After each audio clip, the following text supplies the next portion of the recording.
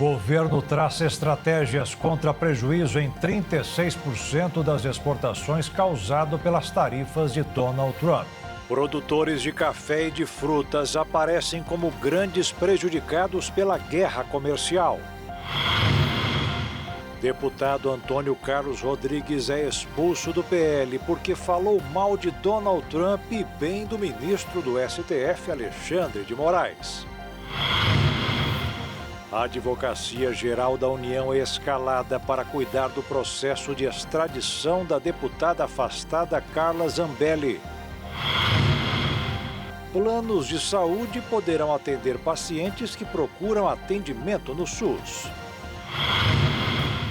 Vídeo de agência da ONU expõe o drama de palestinos correndo atrás de caminhão para pegar comida que chega à faixa de Gaza.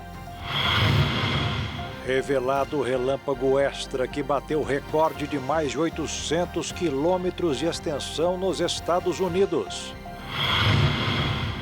E no sul do Brasil é momento de admirar a chuva de meteoros que aparece todas as noites. É agora no Jornal das 22.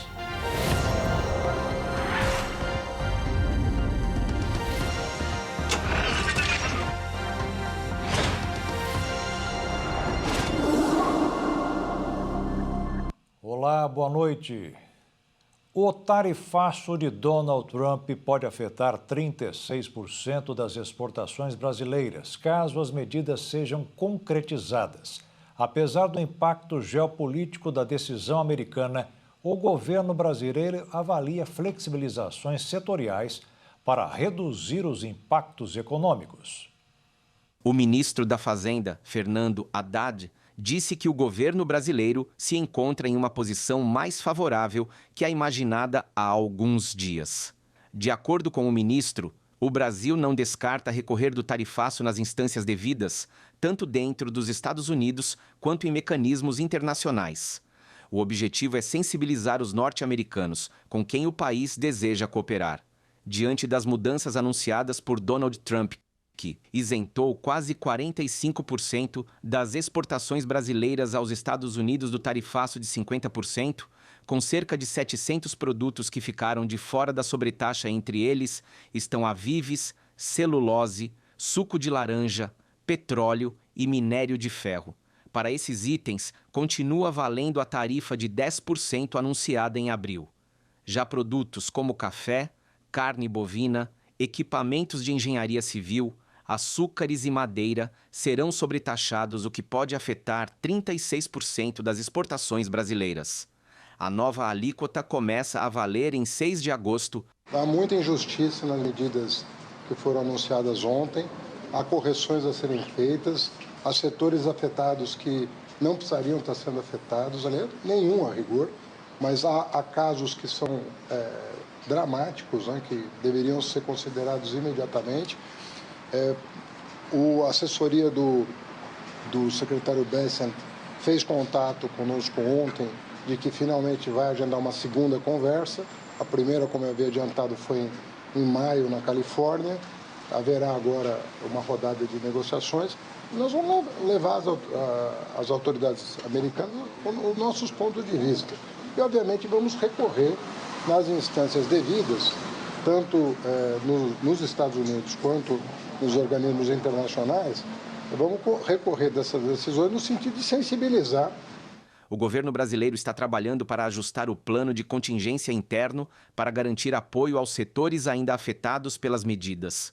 O plano de contingência econômico, que estava em preparação, será ajustado para priorizar medidas de impacto direto nos segmentos mais afetados, com foco na preservação de empregos e na competitividade das exportações. Vamos lançar parte do nosso plano previsto, vai ser apreciado para ser lançado nos próximos dias, né, de apoio à proteção à indústria brasileira, aos empregos no Brasil, ao agro também, quando for o caso, que há casos em que isso pode acontecer. Dentro do plano de contingência já havia a previsão de medidas nessa direção, e nós vamos agora calibrar justamente para À luz do que foi anunciado ontem, nós vamos fazer a calibragem para que isso possa acontecer o mais rápido possível. O plano de contingência é um plano que está sendo elaborado, bastante completo, bem feito, mas todo o empenho agora nessa semana é para a gente buscar resolver o problema. Nós não estamos permanentemente no diálogo. E quero dizer a vocês que nós estamos dialogando neste momento, pelos canais institucionais e com a reserva. A expectativa é que as medidas sejam divulgadas ao longo dos próximos dias, conforme o avanço dos diálogos entre a equipe do vice-presidente da República e ministro do Desenvolvimento, Indústria, Comércio e Serviços, Geraldo Alckmin, e representantes dos setores empresariais mais atingidos pela medida norte-americana. Esse diálogo ele começou em março. Eu, pessoalmente, tive uma videoconferência, longa até, com o secretário de Comércio, Howard Lutnick, e com o embaixador Grier. Boa conversa, decorrente dela se instalou um grupo de trabalho.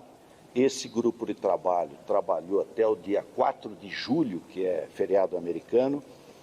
Em maio, nos foi solicitada uma carta em caráter confidencial.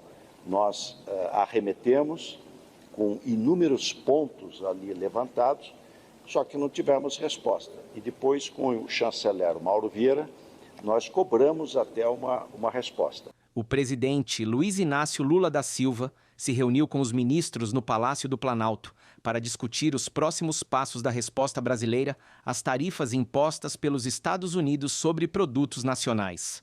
De acordo com o governo brasileiro, o Brasil já entrou em uma nova fase de tratativas com os Estados Unidos desde o anúncio oficial da sobretaxa e que há espaço para conquistar flexibilizações e exceções, especialmente setoriais, apesar do impacto geopolítico da decisão americana motivada, em parte, por críticas ao Supremo Tribunal Federal.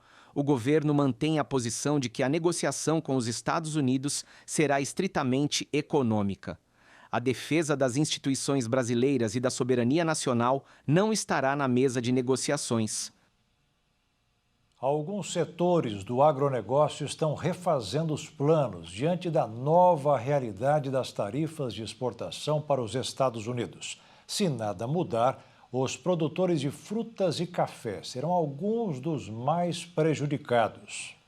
O impacto já é sentido por cafeicultores no sul de Minas, maior região produtora do país. Mesmo com a instabilidade nos preços, a tarifa dos Estados Unidos é vista como um agravante que pode reduzir a demanda no maior mercado comprador de café brasileiro, responsável por 1/3 das exportações do setor. O Brasil é o principal fornecedor de café para os americanos. Segundo o Conselho dos Exportadores de Café, o país responde por 33% do mercado. O receio do setor é que, com a tarifa, compradores americanos optem por fornecedores de países concorrentes. Além do café, a fruticultura do Vale do São Francisco também sente os efeitos da medida. Produtores de manga e uva temem prejuízos milionários. Só a manga movimenta 348 milhões de dólares por ano, com 50 mil toneladas indo para os Estados Unidos. Com a nova taxação, a previsão é de uma redução de até 70% das exportações. Na prática, isso significa colheita no ponto e frutas sem destino. Em Petrolina, no sertão de Pernambuco, uma fazenda estima que 700 mil mangas podem não ser exportadas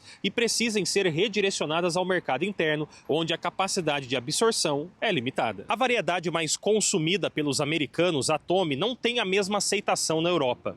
Já o mercado interno sofre risco de superoferta e queda nos preços. Trabalhadores também sentem um impacto.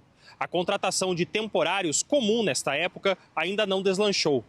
Uma única fazenda da região costuma empregar 700 pessoas por safra, mas o número deve ser bem menor neste ano. Entre os exportadores, há quem ainda veja margem de recuperação. Especialistas acreditam que a colheita reduzida na chamada limpa, fase final da colheita do café, possa sustentar os preços. Mas segundo o Centro do Comércio de Café de Minas Gerais, uma nova disparada como a de fevereiro não é esperada no curto prazo. O mercado deve buscar equilíbrio, mas com menor volume de vendas. Na tentativa de conter os danos, entidades do setor têm pressionado o governo brasileiro para negociar a exclusão das frutas da lista de produtos afetados. Segundo a Abra Frutas, manter as frutas no mercado interno ou enviá-las para a Europa não resolve o problema e pode provocar uma queda global nos preços. O decreto americano prevê mais de 700 exceções e beneficia setores estratégicos como o de energia e aviação. Mas o café e a fruticultura, duas potências da agricultura brasileira, ficaram de fora.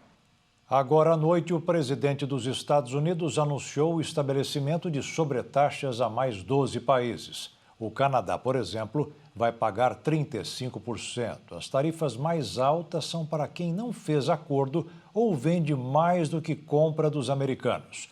O Brasil continua sendo com a tarifa mais alta, de 50%, apesar de comprar bem mais do que exporta para os Estados Unidos.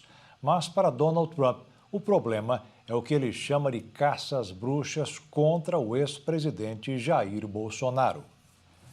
A nova pesquisa Atlas Intel Bloomberg mostrou que a avaliação do presidente Luiz Inácio Lula da Silva está em um empate técnico.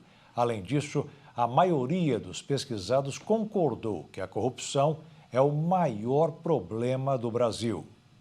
De acordo com a pesquisa, o presidente Luiz Inácio Lula da Silva tem aprovação de 50,2% dos brasileiros, enquanto 49,7% desaprovam o mandatário. Se comparado ao último levantamento, a aprovação manteve a tendência de subida, avançando 0,5 ponto percentual. A desaprovação caiu 0,6. Também foi questionado qual é o maior problema do país. A corrupção liderou com 54,9% dos brasileiros. Na sequência, apareceram criminalidade e tráfico de drogas com 41,8%. Extremismo e polarização política, enfraquecimento da democracia, ambos com 22,2%, empataram. Economia e inflação ficaram em quinto lugar. Os menores problemas apontados pelos entrevistados foram migração e controle de fronteiras, com 0,1%, estradas, portos e aeroportos, com 0,3%, e mudança dos valores tradicionais, com 2,5%. O questionamento pediu que fossem escolhidos 3 dos problemas listados. A pesquisa foi feita pela Latam Pulse, uma iniciativa entre Atlas Intel e Bloomberg, que fornece dados mensais sobre a situação política, social e econômica de 5 países-chave da América Latina: Brasil, Chile,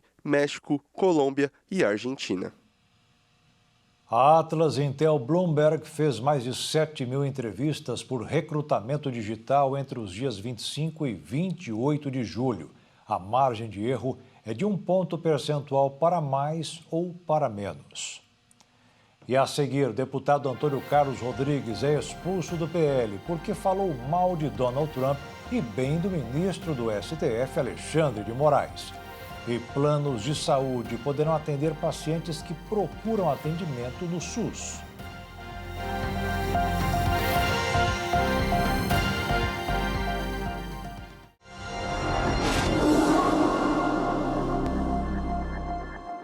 Os pacientes que procuram atendimento no SUS agora poderão encontrar nos planos de saúde sem pagar. Pelo menos é o que prevê um programa do Ministério da Saúde. A medida faz parte do programa Agora Tem Especialistas, lançado pelo Ministério da Saúde e busca diminuir a espera por atendimento especializado na rede pública.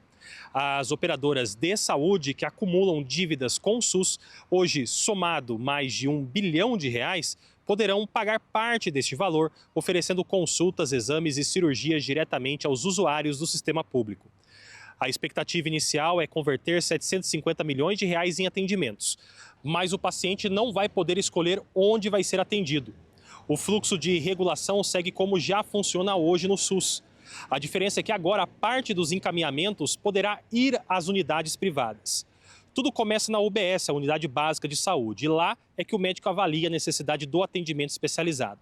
Se for necessário, a solicitação é enviada à Central de Regulação, que pode destinar o paciente para um hospital particular, desde que esteja conveniado ao novo programa. As operadoras interessadas precisam provar que têm estrutura para atender no mínimo 100 mil pacientes por mês. Em regiões com menos oferta, planos que consigam atender 50 mil também poderão participar. A adesão será feita pela plataforma InvesteSUS e só após a aprovação e organização local os atendimentos poderão começar. A expectativa é que isso aconteça ainda nas próximas semanas. A medida busca resolver um problema antigo, o não pagamento pelas operadoras de saúde quando seus beneficiários são atendidos na rede pública. Pela regra atual, elas devem reembolsar o SUS. Mas esse repasse muitas vezes não acontece e é aí que nasce o novo modelo. Em vez de pagar em dinheiro, as empresas vão prestar os atendimentos diretamente à população. A Agência Nacional de Saúde Suplementar afirma que vai fiscalizar todo o processo. O governo também promete rigor no pagamento, com a liberação do dinheiro ocorrendo depois que o paciente passar por todas as etapas do tratamento. O edital com as regras sai nos próximos dias. O cadastro das operadoras começa ainda em agosto e os primeiros atendimentos devem ocorrer já nas próximas semanas. Um levantamento feito nas unidades básicas de saúde do país revelou uma situação de precariedade nos prédios. Falta quase tudo, desde um lugar decente para o atendimento das pessoas até equipamentos básicos para exames. Um levantamento realizado pelo Ministério da Saúde aponta que cerca de 60% das unidades básicas de saúde do país necessitam de reformas estruturais. Das 45 mil unidades avaliadas, mais de 27 mil relataram problemas que vão desde rachaduras e infiltrações até falhas em instalações elétricas, hidráulicas e nos forros. Embora o estudo reconheça avanços na atenção primária ao longo dos anos, os especialistas destacam que o cenário ainda demanda investimentos robustos para garantir atendimento de qualidade à população. O censo também mostra que as mudanças climáticas têm afetado parte dos centros de saúde. Aproximadamente 18% das unidades relataram impactos de desastres ambientais, como enchentes e alagamentos, sendo Rio Grande do Sul o estado mais afetado. Essas condições comprometem não apenas a estrutura física, mas também a capacidade de oferecer serviços adequados em momentos de crise sanitária. A falta de equipamentos essenciais é outro ponto crítico. Apenas 9% possuem eletrocardiógrafos, aparelhos fundamentais para a realização de exames de eletrocardiograma e diagnóstico precoce de doenças cardíacas. Carrinhos de parada cardíaca estão disponíveis em apenas 13% das unidades, enquanto desfibriladores automáticos chegam a menos de 18% dos centros de saúde.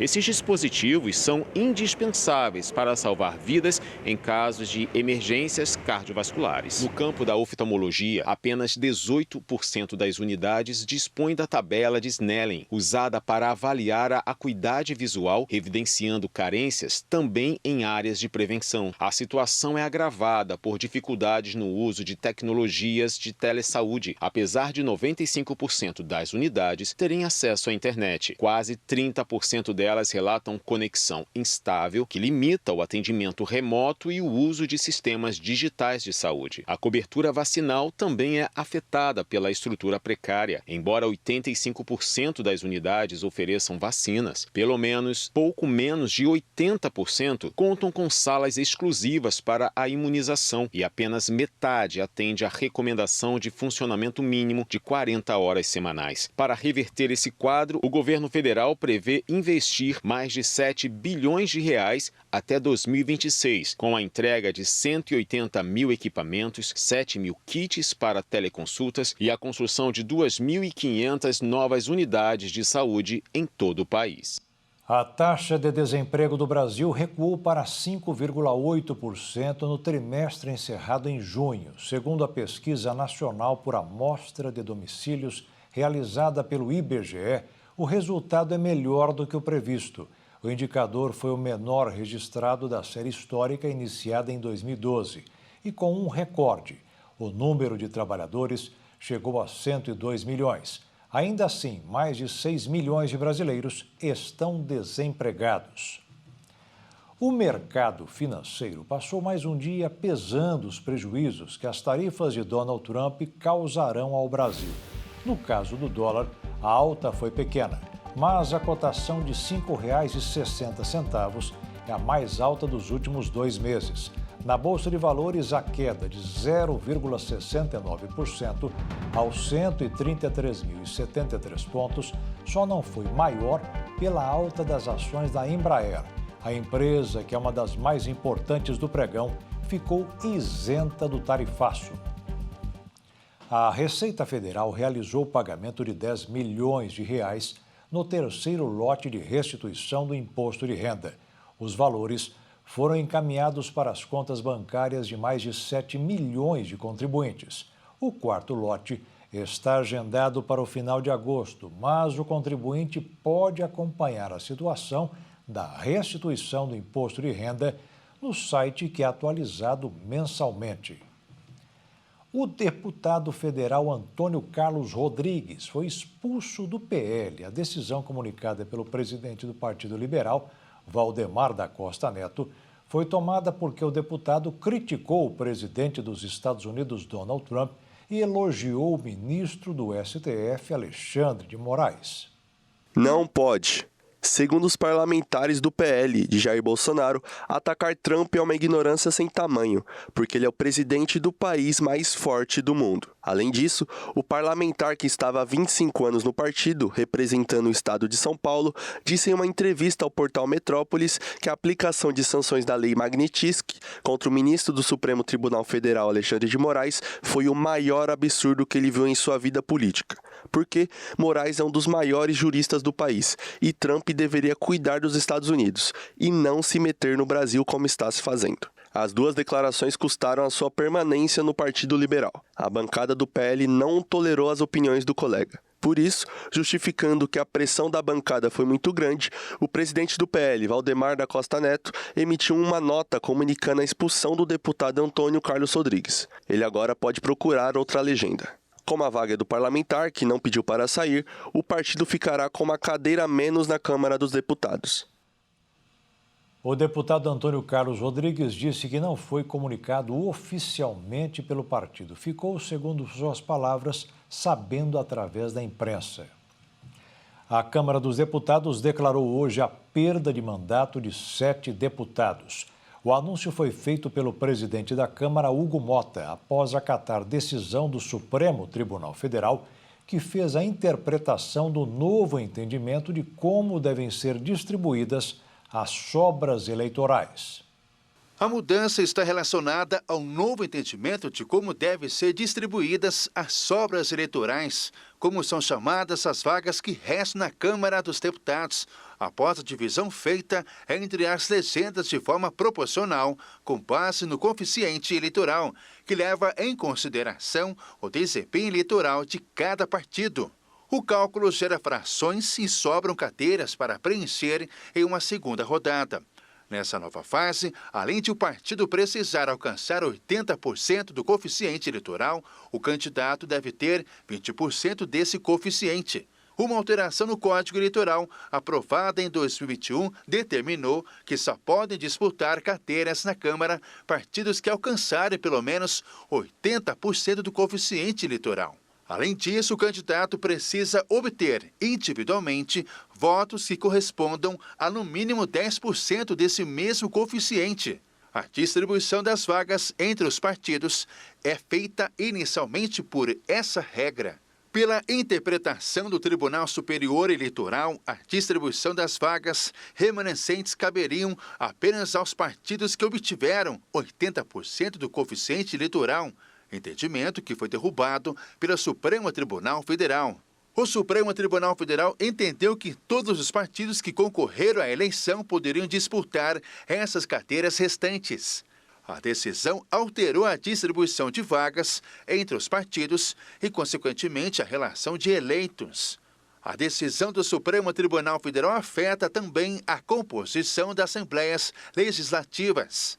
As câmaras de vereadores não serão atingidas, porque a regra já foi aplicada nas eleições municipais realizadas no ano passado. Com isso, a Câmara dos Deputados declarou a perda de mandato dos deputados federais em razão de decisão do Supremo Tribunal Federal que alterou a interpretação da regra sobre a distribuição das sobras eleitorais. Perderam os mandatos de deputados federais João Máximo, do Republicanos do Distrito Federal, Augusto Púpio, do MDP do Amapá, Lebrão, do União Brasil de Rondônia, Lázaro Botelho, do PP do Tocantins, professora Gorete, do PDT Amapá, Silvia Waipi, do PL do Amapá, e Sonise Barbosa, do PL, também do Amapá. O ato da mesa diretora foi publicado em edição extra do Diário da Câmara dos Deputados. Na mesma publicação, o presidente Hugo Motta convocou os novos deputados, já diplomados, para a posse como titular. E a seguir, a Advocacia Geral da União é escalada para cuidar do processo de extradição da deputada afastada Carla Zambelli. E vídeo de agência da ONU expõe o drama de palestinos correndo atrás de caminhão para pegar comida que chega à faixa de Gaza.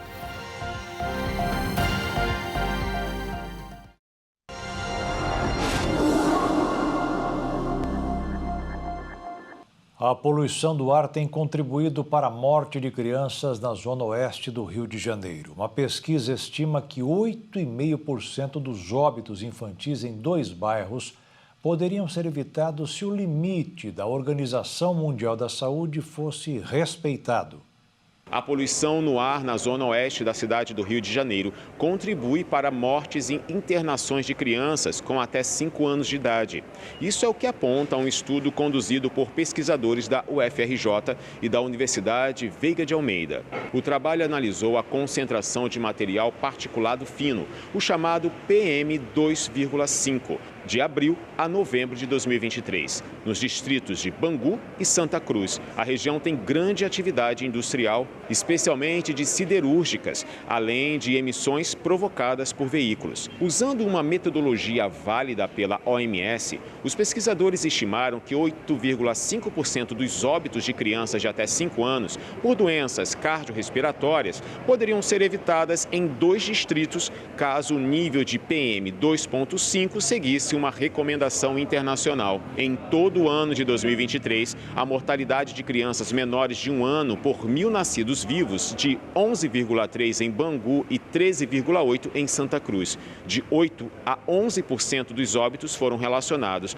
a doenças respiratórias. A Secretaria Municipal de Saúde, em nota, disse a relevância do estudo e afirmou que a cidade tem protocolos para prevenir, diagnosticar e tratar doenças respiratórias e cardiovasculares em cada faixa etária. A Secretaria Municipal de Meio Ambiente e Clima alega que o plano não contabiliza as emissões causadas pelos setores, por se tratar de uma atividade sobre a qual não há influência do município. A pasta afirma que dispõe de 30 monitores de baixo custo, além de 8 estações de referência, e planeja ampliar o acesso à informação sobre a qualidade do ar. O ministro do Supremo Tribunal Federal, Alexandre de Moraes, deverá enfrentar problemas no dia a dia com a sanção imposta ontem pelo governo dos Estados Unidos. A lei Magnitsky pode prejudicar operações simples de qualquer cidadão. Com a penalidade, o ministro do Supremo Tribunal Federal, Alexandre de Moraes, enfrentará impactos diretos sobre diversos aspectos de seu cotidiano. Mas há 3 consequências principais para quem é colocado na lista de sancionados. Entre elas, a proibição de viajar para os Estados Unidos, o congelamento de bens no país e proibição de qualquer pessoa ou empresa na América de realizar transações econômicas com o indivíduo penalizado. O ministro do STF também não poderá manter perfis ativos em redes sociais, como o Instagram, X, o antigo Twitter e Facebook. Moraes também enfrentará dificuldades com aplicativos de transporte como a Uber e contas de serviços de nuvem como o iCloud e até o uso de e-mails corporativos de empresas de fora do país. Quanto ao uso de cartões, Moraes poderá ter eles cancelados, mesmo que sejam emitidos por bancos aqui no Brasil, visto que as empresas de cartões Visa, Mastercard e American Express são americanas, e ainda ter dificuldades para realizar transações no sistema bancário, uma vez que vários bancos brasileiros operam nos Estados Unidos, como o Banco do Brasil, Bradesco, Itaú, Santander, BTG e Safra. Mas existe a possibilidade disso não acontecer, já que decisões como essa costumam ser analisadas caso a caso pelas instituições financeiras. A aplicação dessa sanção americana foi motivada por conta do processo dos atos antidemocráticos de 8 de janeiro de 2023, na qual tem o ex-presidente Jair Bolsonaro como réu. Após a oficialização da lei Magnitsky, o presidente Lula e o STF saíram em solidariedade ao ministro. A Advocacia Geral da União vai acompanhar o processo de extradição da deputada federal do PL de São Paulo, Carla Zambelli. A parlamentar foi presa em Roma na terça-feira pela polícia italiana e amanhã terá a primeira audiência. Antes mesmo da prisão da deputada federal Carla Zambelli, o ministro Alexandre de Moraes, que é relator do caso, já havia enviado ao Ministério de Justiça e Segurança Pública da Itália os documentos necessários para pedir a extradição da parlamentar. Condenada pelo Supremo Tribunal Federal a 10 anos de prisão por falsidade ideológica e invasão do sistema eletrônico do Conselho Nacional de Justiça, Zambelli passou a primeira noite detida em uma delegacia de Roma. Na sequência, as autoridades a transferiram para o presídio feminino de Rebibbia, localizado na periferia da cidade e considerado um dos maiores complexos penitenciários da Europa. A prisão onde Zambelli está detida tem capacidade para 272 pessoas, mas está em superlotação, com 369 presas, segundo dados divulgados no último dia 30 de julho de 2025. Além disso, o site do Ministério de Justiça da Itália prevê que haja 214 agentes penitenciários nessa unidade. Entretanto, há 181 policiais. O Ministério da Justiça da Itália será o primeiro a avaliar o pedido de extradição. A pasta pode arquivar o caso ou manter a prisão provisória.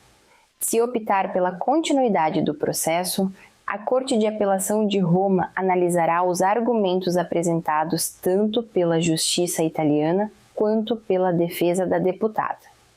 A decisão ainda pode ser contestada na Corte de Cassação, a instância máxima do Judiciário italiano. Mesmo com o aval do Judiciário, o Ministério da Justiça italiano terá a palavra final. A pasta pode rejeitar a extradição por motivos políticos. O atual governo da primeira-ministra Giorgia Meloni tem afinidade ideológica com parte da base aliada de Zambelli, o que pode influenciar o desfecho do processo. Caso a Justiça autorize a extradição, a defesa da deputada ainda poderá recorrer às instâncias administrativas, como o Tribunal Administrativo Regional e o Conselho de Estado. Pela legislação brasileira, o plenário da Câmara dos Deputados deverá analisar um eventual processo de perda de mandato da parlamentar. O presidente dos Estados Unidos, Donald Trump, agora quer um acordo entre a Rússia e a Ucrânia até o dia 8 de agosto. O alerta foi feito ao Conselho de Segurança da ONU pelo representante do governo norte-americano.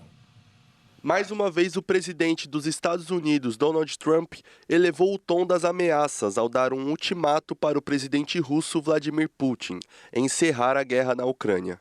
Agora, o mandatário dos Estados Unidos quer um acordo entre a Rússia e a Ucrânia até 8 de agosto. O anúncio foi feito pelo diplomata John Kelly ao Conselho de Segurança da ONU nesta quinta-feira. Segundo ele, tanto a Rússia quanto a Ucrânia precisam negociar um cessar-fogo e uma paz duradoura.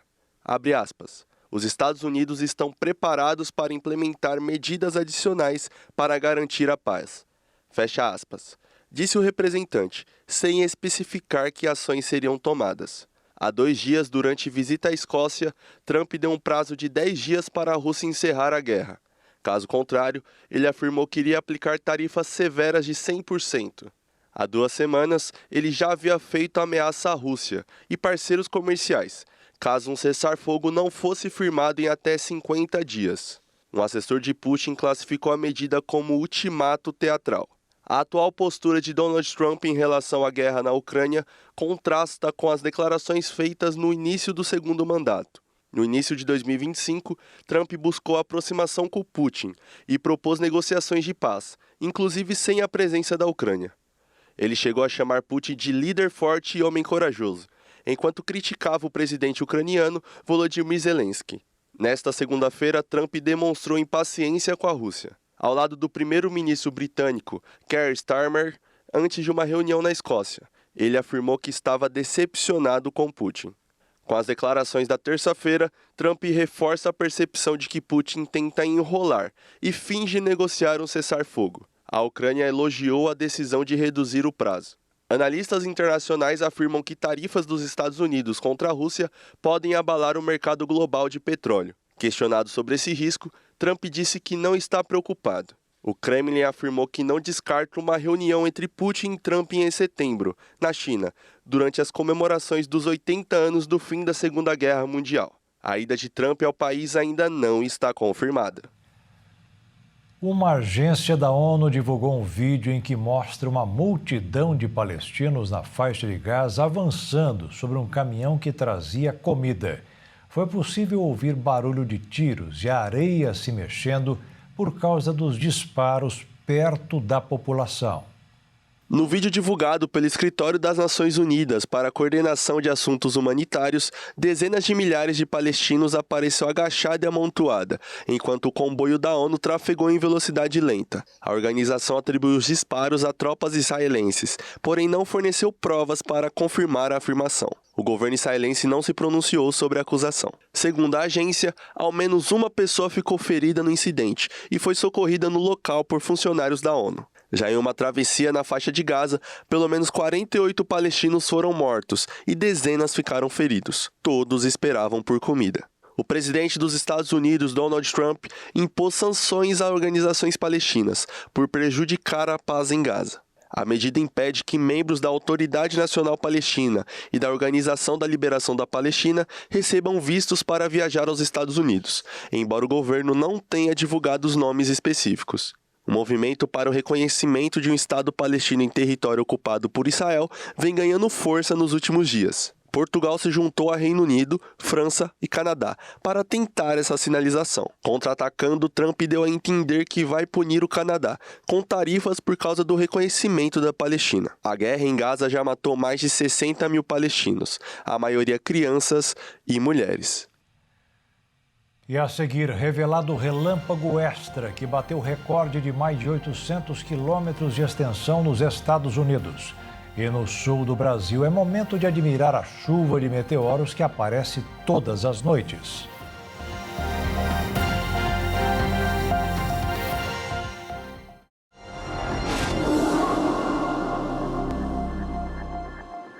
Mudanças climáticas podem trazer diversos riscos, incluindo impactos na saúde, segurança física e bem-estar. É crucial estar preparado e entender como eles podem afetar a população. Último final de semana, muito sol e calor, temperatura na casa dos 30 graus. Hoje, todo mundo de agasalho. As menores temperaturas foram registradas nos municípios de Sete Quedas e Santa Rita do Pardo, 6,5 graus. Em Campo Grande, a temperatura foi de 9 graus na madrugada.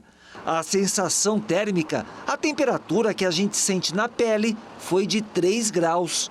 Segundo os médicos, essa mudança brusca de temperatura pode afetar a saúde sim e desencadear principalmente algumas alergias. Tranca o nariz, atrapalha um pouco na respiração da gente também. Coceira, nariz, garganta. A doutora Adriana Cunha é alergista e imunologista. Ela diz qual o impacto da mudança de temperatura no nosso corpo. Toda vez que o corpo passa por uma mudança brusca, ele tem que se adaptar. E isso tem um gasto de energia. Fora que, quando há mudança de temperatura, o clima pode ficar mais seco, a umidade, atrapalhar o funcionamento correto da nossa mucosa respiratória, que a gente tem vários defensores na nossa mucosa. Cílios, muco, tudo que afetar isso quer dizer que afeta a nossa proteção. Ou seja, vírus, bactérias, agentes alérgicos, irritantes podem atrapalhar e gerar mais sintomas. Segundo a médica, as crianças, idosos e quem tem alguma doença crônica ficam mais vulneráveis às mudanças de temperatura. A médica dá algumas dicas de como se precaver, principalmente das doenças respiratórias. O fato da gente hidratar as vias respiratórias, lavagem com soro, evitar irritantes ambientais, desde cheiros mais fortes. A gente sabe que tem tanta coisa aí por fora, né? Poluição. A gente pode pelo menos diminuir a poluição dentro da nossa casa. Diminuindo muitos cheiros, perfumaiadas, tudo isso são irritantes, não são coisas comuns para a nossa via respiratória. Além da gente se hidratar bem, dormir bem, quando a gente mantém uma estabilidade da nossa parte emocional, física, tomar sol, tudo isso, pelo menos a gente estabiliza nosso corpo e faz com que ele poupe mais energia e se concentre mais nessas variações, nessas readaptações a variações de temperatura. E quando faz frio, muita gente evita tomar gelado. Evitar, assim, bebidas geladas, né? Ajuda bastante assim, nesse tempo aí, fazer mal. Segundo a médica, isso é um mito. Na época dos nossos avós, a conversa era, ficou frio, fica doente. Frio mesmo não é um agente causador de doenças. O gelado não transmite doenças. E tá rolando nas redes sociais algumas modinhas, tipo um shot matinal feito à base de água morna, limão, mel e cúrcuma. Tudo para reforçar o sistema imunológico. Será que funciona? Limão tem vitamina C, é importante? É, mas não precisava ser no shot matinal, na água morna em jejum. Não, poderia ser numa salada, num suco. A cúrcuma, ela tem um efeito anti-inflamatório? Tem, leve, não é milagroso. Não é mais forte e melhor do que uma noite de sono bem dormida, uma exposição solar adequada, todos esses cuidados. Então, se o shot matinal te liberar para você não cuidar do restante, então ele não está sendo uma boa. Mas se ele for algo a mais, e não esqueça dessa base estar bem sólida, então quer dizer que vai funcionar bem. Também vai ajudar. Um plus. A Conferência Internacional da Associação de Alzheimer divulgou diretrizes para o diagnóstico, tratamento e cuidados das pessoas com demência. Os destaques foram os biomarcadores sanguíneos, que são indicadores de doenças. Nos últimos anos, a ciência avançou na identificação de biomarcadores sanguíneos para a detecção precoce de demências. Comparados aos métodos tradicionais, como a coleta de líquido céfalo-raquidiano ou a tomografia por emissão de pósitrons do cérebro, a avaliação sanguínea é menos invasiva e mais acessível. Os biomarcadores sanguíneos, ou Blood-Based Biomarkers, são substâncias detectáveis no sangue, que indicam a presença de enfermidades. Para Maria Carídio, diretora científica da associação, essa abordagem é o caminho para ser seguido, pois o baixo custo permite que seja amplamente utilizado. Na conferência, ela repetiu seu mantra, Healthy People Happen Locally, que pode ser traduzido como pessoas saudáveis são produto de suas comunidades. Ou seja, a atenção primária é primordial para a longevidade ativa dos indivíduos e exames mais baratos ajudam bastante. Carídio, que também é coautora das diretrizes, acredita que assistimos a um momento decisivo na luta contra o Alzheimer. Segundo ela, pela primeira vez é possível propor orientações baseadas em rigorosas evidências científicas. O uso de biomarcadores sanguíneos possibilitará diagnósticos mais rápidos e acessíveis. Na prática, a recomendação se aplica a pacientes com declínio cognitivo que estão sendo acompanhados por causa de distúrbios de memória. A supervisão de um especialista é indispensável. A Organização Meteorológica Mundial registrou um novo recorde para o raio mais longo do planeta. O fenômeno ocorrido nos Estados Unidos bateu 829 quilômetros de extensão. O registrado foi feito em 22 de outubro de 2017. Durante uma tempestade de grande magnitude, o mega-relâmpago se estendeu do leste do Texas até perto de Kansas City, o equivalente à distância entre Paris e Veneza, na Europa, conforme a Organização Meteorológica Mundial. Segundo ela, as novas descobertas apontam para preocupações relacionadas a nuvens eletrificadas capazes de gerar relâmpagos de longo alcance, afetando a aviação e podendo causar incêndios florestais. O Comitê de Extremos de Tempo e Clima da Organização Meteorológica Mundial, responsável por registrar recordes climáticos, validou o novo recorde utilizando tecnologia de satélite avançada. O raio mais longo anterior, também registrado nos Estados Unidos, foi de 768 quilômetros e ocorreu entre o Mississippi e o Texas em 29 de abril de 2020. A Organização Meteorológica Mundial certificou-o em 2022. Esses registros têm uma margem de erro de aproximadamente mais ou menos 8 quilômetros. O recorde anterior e o novo recorde de extensão de relâmpago foram medidos utilizando a mesma metodologia, baseada na distância máxima do Grande Círculo. Esse relâmpago específico não havia sido identificado na análise original da tempestade de 2017, mas foi descoberto por meio de uma nova reavaliação da tempestade. E quem está no sul do Brasil está sendo brindado nas últimas noites com as imagens de chuvas de meteoros. O Rio Grande do Sul é um dos locais mais adequados para olhar para o alto e conferir o espetáculo da natureza.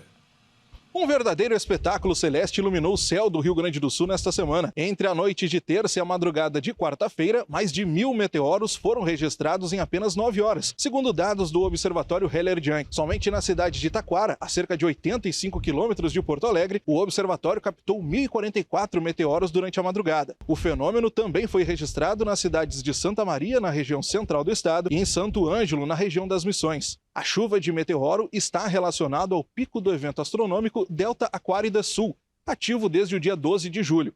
O auge do fenômeno já passou, mas astrônomos garantem que os meteoros ainda poderão ser vistos até o dia 23 de agosto. Os meteoros são pequenos fragmentos de rochas e cometas que, ao entrarem na atmosfera da Terra, se incendeiam devido ao atrito com o ar, produzindo os famosos riscos luminosos no céu. De acordo com o diretor do Museu do Observatório Astronômico da Universidade Federal do Rio Grande do Sul, Gabriel Soares, o melhor horário para observar o fenômeno é entre 1 e 3 horas da madrugada, quando a constelação de Aquário atinge seu ponto mais alto no céu. Ainda segundo o especialista, nós que estamos aqui no Hemisfério Sul temos uma posição privilegiada para acompanhar o fenômeno. E o Jornal das 22 termina aqui. Uma boa noite para você e fique na paz. Tchau.